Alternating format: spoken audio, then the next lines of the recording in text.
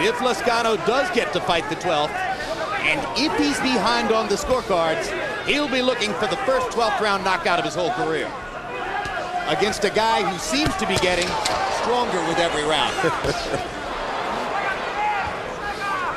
Well, Jose Luis Castillo thought he was going to become the undisputed middleweight champion the night that he fought Floyd Mayweather Jr. the first time. Didn't quite get it done that night. Now he's in a great position with 3 minutes to go. Lightweight champion, you mean? I know. What did I say, light heavyweight? No, you said middleweight. Oh. All right, let me see. Last round. You okay? Can Open you up. see? Yeah, here. Yeah, you can see. Open Okay. up. Spit this in the bucket right now. Hold on. Don't swallow any more of that. All right, you be careful. Don't get overconfident. He's ready to go. You got him. You got his eyes closed. This guy out, do you understand? You got it. You got to pull everything up that you got from your bootstraps here, pal. You really got it. Yeah. Okay? You can do it, Juan. Yeah, okay, let's rinse that off, man. Okay, we got time to rinse it off. Okay? Rinse that mouthpiece. He's all yours now. Just go get him. You got him now. By CompuBox numbers, round 11 was a huge round for Castillo, who more than tripled Lazcano in power connects, 27-8. So now we will marvel once again at the courage of Juan Lazcano as he tries to get something done in the 12th round. Both eyes nearly swollen shut, bleeding from the nose and the mouth against the heavy punches of Jose Luis Castillo. This game can break your heart, and Lazcano's heart will be broken if he loses, especially given all the money he turned down so that he could get this opportunity one day.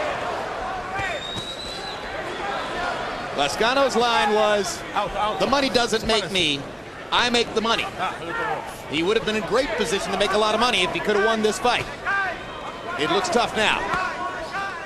Well, I'm sure looking at it, though, he saw more opportunity and more chance that he could pull this fight off than he could have pulled a fight off with Floyd Mayweather. Yeah, I don't blame any fighter for turning down what looks like a loss.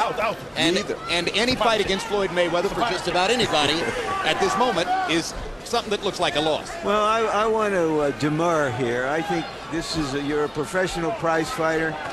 The idea is to make money at it also, and sometimes you have to be realistic about it. Come back and fight another day. There would have been no great defeat on his record if he had lost a decision to Mayweather, just as Castillo did.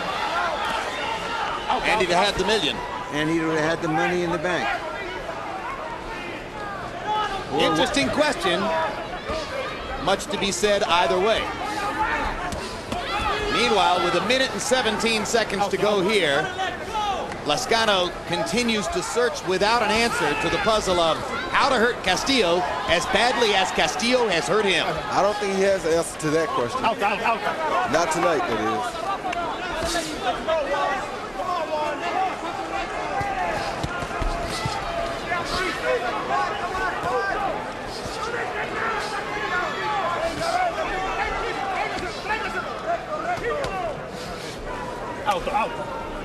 Floyd Mayweather having vacated the lightweight division to go up to 140 pounds. This is the fight to establish who holds superiority in the division now. Lazcano was the betting favorite. Castillo has carried the fight.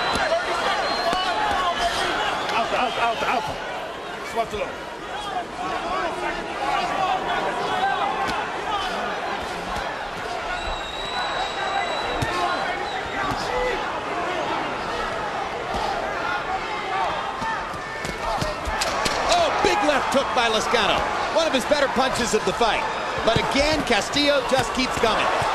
Lazcano nearly breaks his right hand on Castillo's head with a giant shot.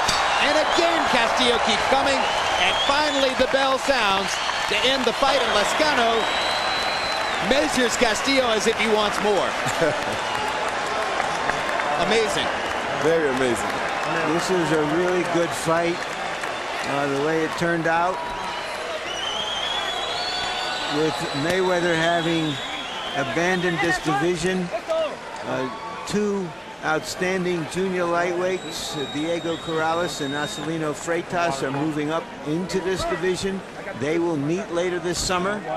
So there are the possibilities of some serious matches and cross matches down the road. How much chance that the winner of that fight, Freitas versus Corrales, could conceivably match up against the winner of this fight? Everything is possible. It comes down to promoters, networks, all sorts of stuff. Harold, how did you score the fight? Okay, Jim. 8 rounds to 4, 116, 112. Jose Luis Castillo. Jim, I just was very impressed with the amount of punches he throws. Straight right hands, good left hooks, uppercuts with both hands. I mean, he landed more power shots, did more damage, and in the long run, that's what we're trying to score. Who's doing more damage? I think he also helped to set it up and helped to damage Lazcano's confidence by boxing better than we expected he could in the first 2 or 3 rounds. Castillo showed Lazcano early in the fight that he could stay with him boxing, and then ultimately he beat him slugging, or at least that's the way we see it. The judges who will render the final decision here, Adelaide Bird, as you can see, Nevada judge, was scoring Austin, the winner over Marquez, 67-66 through 7. It's hard to find a truly significant fight on her dossier. Dwayne Ford, you've seen him bunches of times. He was the one who scored the first Barrera-Morales fight for Marco Antonio Barrera. That was the minority card in that fight. It would have been the majority call on the basis of most people at ringside. And Dalby Shirley, who was the one who scored the first Morales-Barrera fight the other way for Eric Morales and helped to give Morales the controversial decision in that fight. Now let's go to ring announcer Michael Buffer to find out who won this one. Ladies and gentlemen, here at the MGM Grand, we go to the scorecards. Adelaide Bird has it 117 to 111.